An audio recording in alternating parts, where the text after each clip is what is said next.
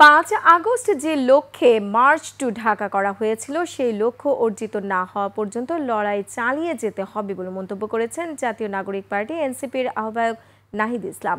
দেশ গড়তে জুলাই পদযাত্রার অংশ হিসেবে সুনামগঞ্জের পথসভায় একথা বলেন নাহিদ।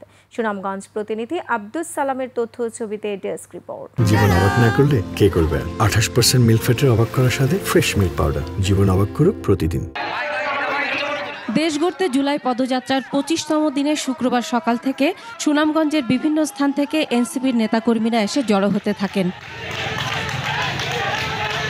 জুম্মার নামাজ শেষে সুনামগঞ্জ শহরের কেন্দ্রীয় মসজিদ থেকে পদযাত্রা বের হয়ে শহরের বিভিন্ন গুরুত্বপূর্ণ সড়ক প্রদক্ষিণ করে। পরে আলতাফ উদ্দিন স্কয়ার ট্রাফিক পয়েন্টে এসে শেষ হয় পদযাত্রা। এখানে হয় পথসভা। সুনামগঞ্জের সভায় এনসিপির আহ্বায়ক নাহিদ ইসলাম বলেন, বিপ্লব ও গণ অভ্যুত্থানের মধ্যে দেশ থেকে ফ্যাসিবাদ উৎখাত করা হয়েছিল। এখন গণতান্ত্রিকভাবে সংস্কারের মাধ্যমে নতুন বাংলাদেশ প্রতিষ্ঠা করতে চায় এনসিপি।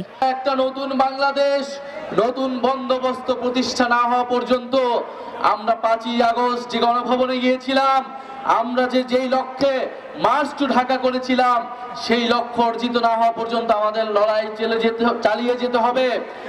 আমরা বিপ্লব এবং গণ অভ্যুত্থানের মধ্যে ফ্যাসিবাদকে উৎখাত করেছিলাম। আমরা এখন গণতান্ত্রিকভাবে নিয়মতান্ত্রিকভাবে আমরা সংস্কারের মাধ্যমে নতুন বাংলাদেশ প্রতিষ্ঠা করতে চাই। সুনামগঞ্জের পদযাত্রা সফল করতে সব ধরনের প্রস্তুতি সহ আইন শৃঙ্খলা রক্ষাকারী বাহিনী নিরাপত্তা ব্যবস্থা জোরদার করেছে। সন্ধ্যায় এনসিপির নেতারা যোগ দেবেন সিলেটের পথসভায়। Masum আলিসা, desk report, 21 television.